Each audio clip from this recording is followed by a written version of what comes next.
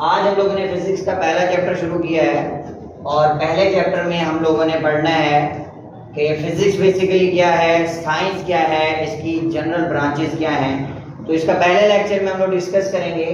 सबसे पहले बच्चे, जो इंसान है, इंसान को हमेशा तजस्सुस रहता था, वॉन्डर रहता था कि वो कैसे जो है इस दुनिया को समझे, इस कुदरत को समझे। तो इस कुदरत को समझने के लिए सबसे पहले नाम आता है अरिस्टोटल, अरस्तु का। अरस्तु जो है एक सर्वे करता रहता था, तो सबसे पहले उसने नॉलेज को जो है बुनियाद रखी है। चाहे फिजिक्स हो, केमिस्ट्री हो, बायो हो, कोई भी चीज़ हो, बुनियाद रखने वाला जो है वो अरस्तु है। पहले सब चीज़ों को एक ही डिसिप्लिन के अंदर, एक ही शाख के अंदर, एक ही ब्रांच के अंदर जो है वो पढ़ा जाता था, और वो थी natural philosophy.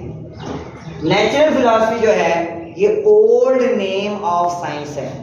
Old name of science, अगर आपसे पूछा जाए व्हाट इज नेचुरल फिलॉसफी, तो आप कहेंगे old name of science is called natural philosophy, in which all the things are studied in same discipline.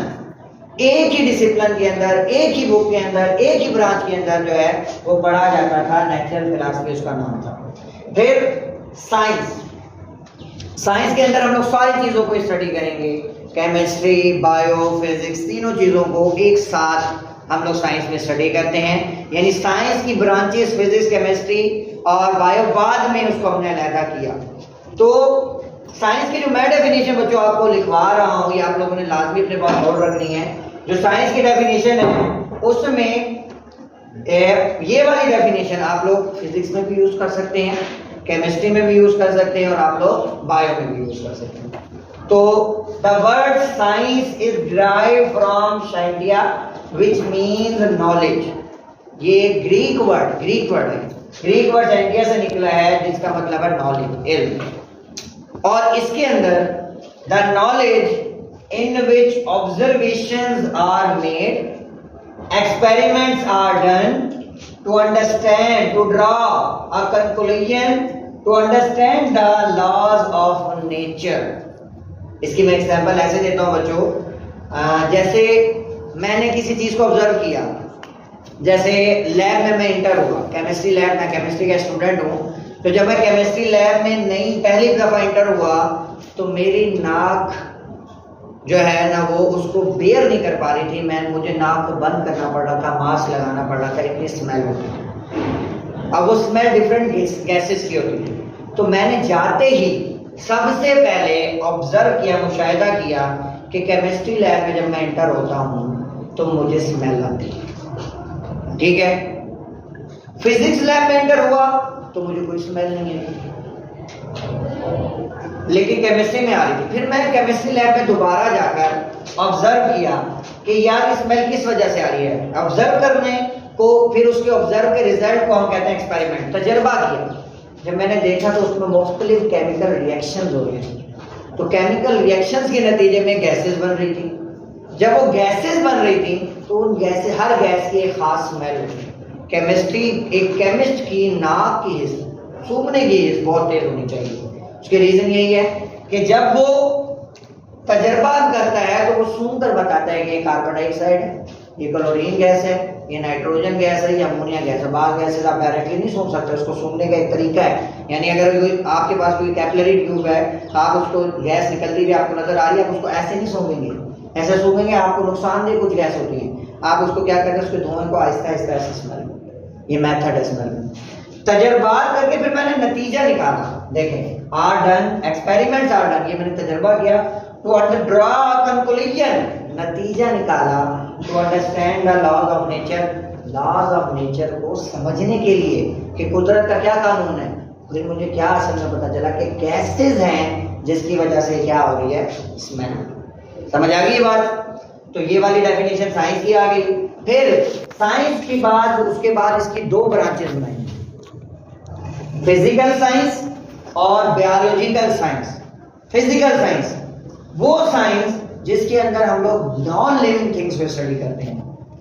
Non living thing जो सांस नहीं लेती, अगर हम उसको स्टडी कर रहे हैं, जैसे हम लोग एयर को स्टडी कर रहे हैं, हवा को, हम लोग जो है पानी को स्टडी कर रहे हैं, लिविंग तो नहीं है ना, नॉन लिविंग है ना, तो इसकी स्टडी सारी की सारी किसमें आएगी? Physical science. फिजिकल साइंस वो साइंस है in which we study non living thing. Non living things को जो है हम लोग स्टडी करेंगे, वो फिजिकल साइंस है। बायोलॉजिकल साइंस, अगर हम लिविंग थिंग को स्टडी कर रहे हैं तो बायोलॉजिकल साइंस। मैं और आप, हम स्टडी हो रहे हैं, एनिमल्स हैं, ह्यूमन बीइंग है, ह्यूमन बीइंग के पार्ट्स हैं, सारे के सारे बायोलॉजिकल साइंस हैं। यानी सबसे पहले नेचुरल फिलॉसफी आई, उसके बाद साइंस आई, फिर साइंस से दो ब्रांचेस निकाली उन्होंने, फिजिकल साइंस और बायोलॉजिकल साइंस, और फिर उसको मजीद डिवाइड कर कर बायोलॉजी, फिजिक्स, केमिस्ट्री, जियोलॉजी, मेटरोलॉजी, ये सारी, प्लाज्मा फिजिक्स, प्लाज्मा, ये एक अलहदा साइंस बन गई। तो इनको हम लोगों ने स्टडी किया। फिर जो हमारा कोर्स है फिजिक्स, फिजिक्स क्या है? The branch of science. देखें, फिजिक्स ब्रांच है साइंस की। साइंस किसी की ब्रांच नहीं, साइंस तो नॉलेज है सबसे बड़ा। फिजिक्स, केमिस्ट्री, बायो, जब भी डेफिनेशन लिखेंगे पहली लाइन में होगी branch. The branch of science which deals with या इन विच वी स्टडी, दोनों लफ्ज लिख सकते हो। यहाँ पर आप ये भी लिख सकते हो विच डील्स विद, यहाँ पर ये भी लिख सकते हैं which we study. Matter, matter क्या है? Anything that has mass and occupies space, कोई भी चीज जो वजन रखती है और जगह कहते हैं। मादा जिसे कहते हो ना, मैटर, मादा। अब ये कुर्सी है, मादा है। ह्यूमन बीइंग मादा है, मैटर है, हम लोग वजन भी रखते हैं और जगह भी घेरते हैं। The branch of science in which we study matter. Energy, energy में सबसे पहला, सबसे ज्यादा मतलब नाम आता है वो आइंस्टाइन का आता है। उसने एक बड़ी बेहतरीन इक्वेशन हमें दी थी, E बराबर है mc²। E बराबर है mc²। तो एनर्जी और मास की कन्वर्जन उसने बताई थी। एनर्जी, एनर्जी कोई भी हो सकती है, heat energy, nuclear energy, mechanical energy, wind energy, potential energy, kinetic energy. आप लोग इसी साल इंशाल्लाह छठे चैप्टर में पढ़ेंगे। मैटर और energy and their relation, their laws, Newton law, Einstein equations, ये सारी चीजें आप लोगों ने किसमें पढ़नी है? फिजिक्स के अंदर।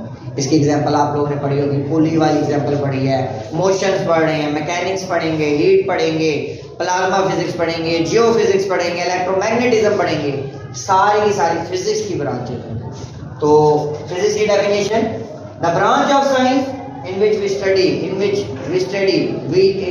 we deal with matter, energy and their relations, their laws, their properties, relations, their laws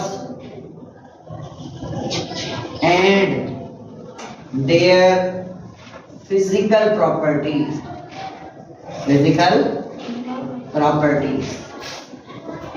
तो ये आपका फिजिक्स के बारे में आप लोगों ने पढ़ना है। बाकी नेक्स्ट लेक्चर में हम इसको इंशाल्लाह कंप्लीट करेंगे। तो बच्चे